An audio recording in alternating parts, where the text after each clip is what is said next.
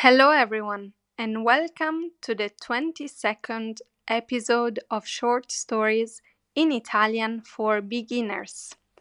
Here you will listen to a simple short story in Italian in a slow pace so that you can practice your listening skills. If there is a word you don't understand, don't worry, just turn the English subtitles on and follow along. After you've studied the new words, test your pronunciation skills. Try and read the story out loud, replaying the video and double-checking your pronunciation with me. And don't forget to subscribe to the channel and like this video to learn Italian in a fun and easy way. La storia di oggi si intitola Gita allo Zoo di Berlino. È martedì mattina. La classe terza B di una scuola media di Amburgo parte per una gita. Destinazione lo Zoo di Berlino. Ci sono 20 studenti, 2 insegnanti e tanta energia. Il viaggio in pullman dura 3 ore. Durante il tragitto i ragazzi cantano, parlano e mangiano snack.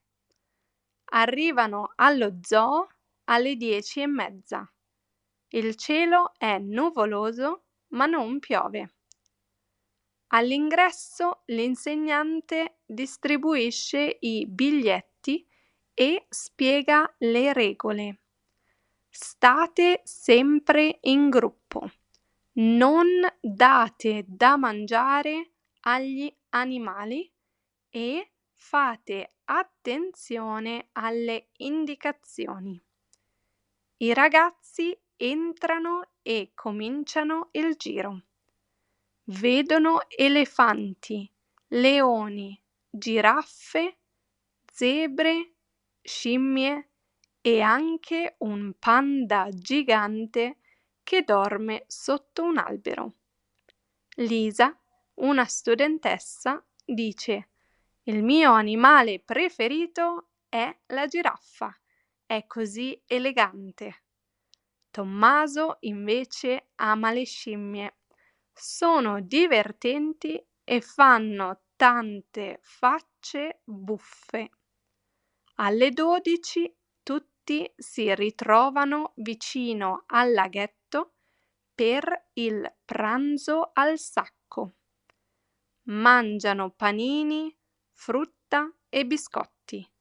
Poi fanno qualche foto insieme.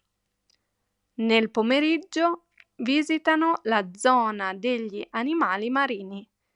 Ci sono pinguini, foche e pesci di tanti colori.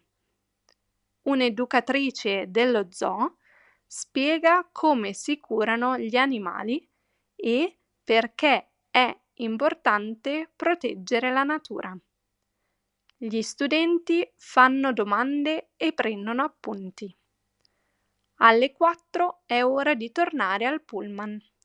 I ragazzi sono un po' stanchi, ma molto contenti. È stata una giornata interessante e divertente. Durante il viaggio di ritorno qualcuno dorme, qualcuno ascolta musica e qualcuno parla già della prossima gita. Fine.